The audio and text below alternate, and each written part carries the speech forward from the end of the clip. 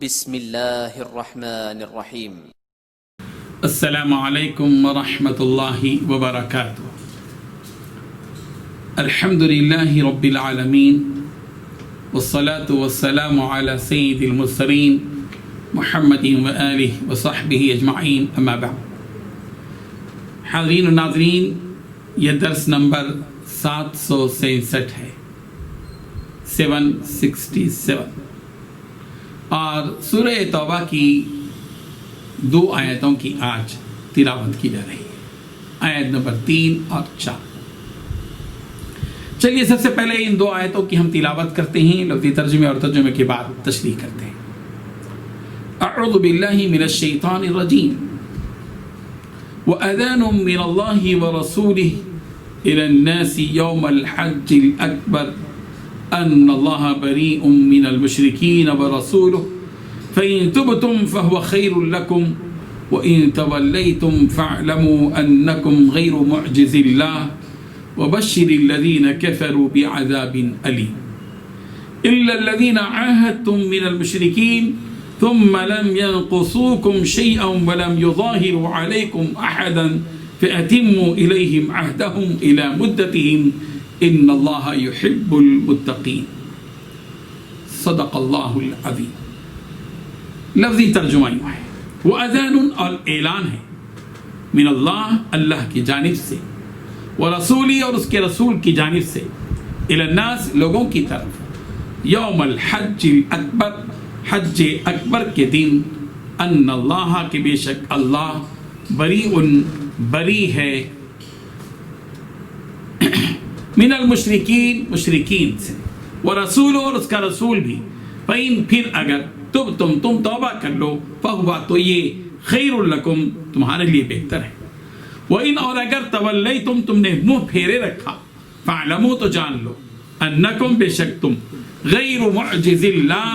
اللہ کو عاجز کرنے والے نہیں ہو، وَبَشِّرِ الَّذِينَ، اور خوشخبری دے دیجیے ان لوگوں کو جنہوں نے کفروا، کفر کیا، بعذاب علیم، دردناک عذاب کی،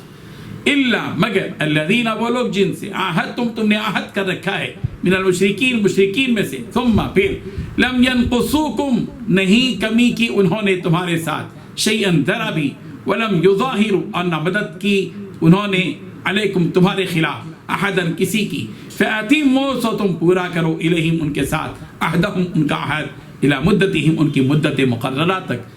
ان اللہ، بے شک اللہ، یحب، پسند کرتا ہے، المتقین، متقیوں کو۔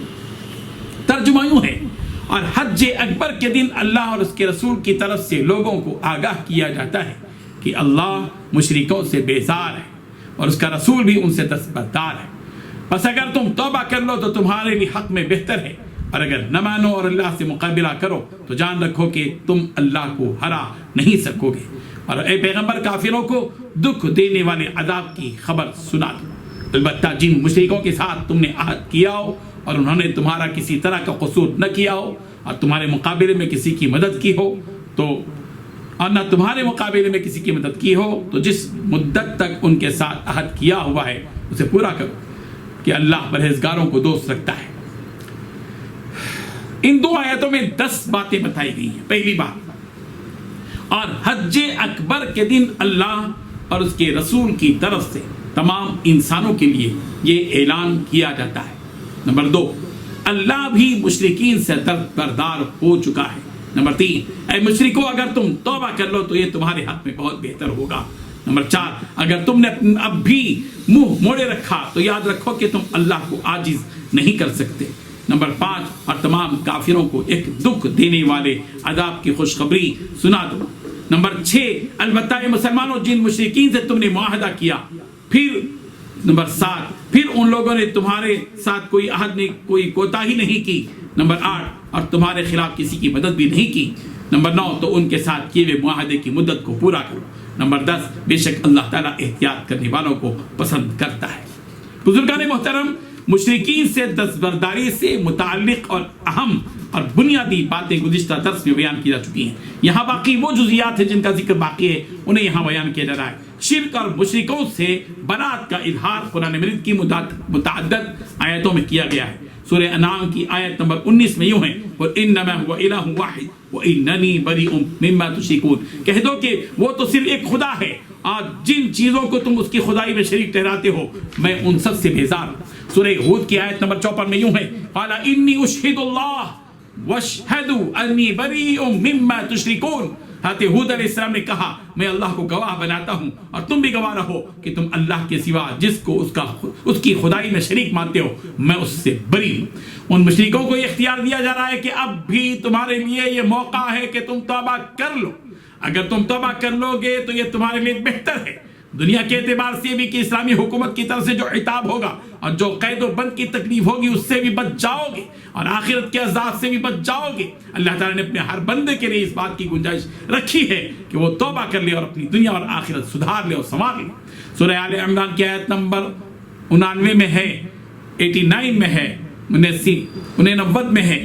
إِلَّا الَّذِينَ تَابُوا مِن بَعْدِ ذَلِكَ وَأَصْلَحُوا فَإِنَّ اللَّهَ غَفُورٌ رَحِيمٌ، البتہ جو لوگ اس کے بعد بھی توبہ کر کے اپنی اصلاح کر لیں تو بے شک اللہ بہت بخشنے والا بڑا مہربان ہے۔ سورہ نساء کی آیت نمبر 17 میں کہا گیا انما التوبۃ علی اللہ للذین یعملون السوء بجہالہ ثم یتوبون من قریب فاولئک یتوب اللہ علیہم، اللہ نے توبہ قبول کرنے کی جو ذمہ داری لی ہے وہ ان لوگوں کے لیے جو نادانی سے کوئی برا کام کر ڈالتے ہیں پھر جلدی ہی توبہ کر لیتے ہیں، چنانچہ اللہ ان کی توبہ قبول کر لیتا ہے۔ سورہ نساء کی آیت نمبر 146 میں کہا گیا کہ الا الذین تابوا واصلحوا واعتصموا باللہ واخلصوا دینہم للہ فاولئک مع المؤمنین، البتہ جو لوگ توبہ کر لیں گے، اپنی اصلاح کر لیں گے، اللہ کا سہارا مضبوطی سے تھام لیں گے اور دین کو خالص اللہ کے لیے بنا لیں گے تو ایسے لوگ مومنوں کے ساتھ شامل ہو جائیں گے۔ ہر بندے کو یہ بات ہمیشہ ذہن میں رکھنا چاہیے کہ وہ بندہ ہے، اس کے لیے بندگی ہی سزاوار ہے، اس کے مقابلے میں اس کا خالق و معبود پر حق حاکم اور مالک ہے، مختار و قادر ہے، اسی کے لیے بادشاہی سزاوار ہے۔ ایک کمزور حقیر بندہ جس کی زندگی اور موت خود اس کے ہاتھ میں نہیں ہے، جس کی بیماری اور تندرستی خود اس کے ہاتھ میں نہیں ہے، جس کی عزت و ذلت خود اس کے ہاتھ میں نہیں ہے، وہ زمین و آسمان کے خالق و مالک کو عاجز نہیں کر سکتا۔ اسی حقیقت کو یہاں بیان کیا گیا وَإِن تَوَلَّيْتُمْ فَاعْلَمُوا أَنَّكُمْ غَيْرُ مُعْجِزِ اللَّهِ، اگر تم اعراض کرو گے تو یہ جان لو کہ بے شک تم اللہ کو عاجز کرنے والے نہیں ہو۔ سورہ انعام کی آیت نمبر 134 میں بھی کہا گیا وَمَا أَنْتُمْ بِمُعْجِزِينَ، اور تم اللہ کو عاجز نہیں کر سکتے۔ سورہ نور کی آیت نمبر 57 میں کہا گیا لَا تَحْسَبَنَّ الَّذِينَ كَفَرُوا مُعْجِزِينَ فِي الْأَرْضِ، یہ ہرگز نہ سمجھنا کہ جن لوگوں نے کفر کا راستہ اپنا لیا ہے وہ زمین میں کہیں بھاگ کر ہمیں بے بس کر دیں گے۔ سورہ شورا کی آیت نمبر 31 میں ہے وَمَا أَنْتُمْ بِمُعْجِزِينَ فِي الْأَرْضِ، تمہاری مجال نہیں ہے کہ تم اللہ کو زمین میں عاجز کر سکو۔ جن مشرکین سے کسی خاص میعاد کے لیے صلح کا معاہدہ کیا گیا تھا وہ اس معاہدے پر قائم رہے اور حد کو نہیں توڑا تو ان کے بارے میں یہاں یہ حکم دیا گیا فَأَتِمُوا إِلَيْهِمْ عَهْدَهُمْ، ان کے معاہدے کو تم اس کی مدت تک پورا کرو، اور اس لیے معاہدے کی خلاف ورزی کی گنجائش اسلامی تعلیمات میں نہیں ہے۔ اللہ تبارک و تعالی ان حقائق کو سمجھنے کی توفیق عطا فرمائے۔ وآخر دعوانا ان الحمد للہ رب العالمین۔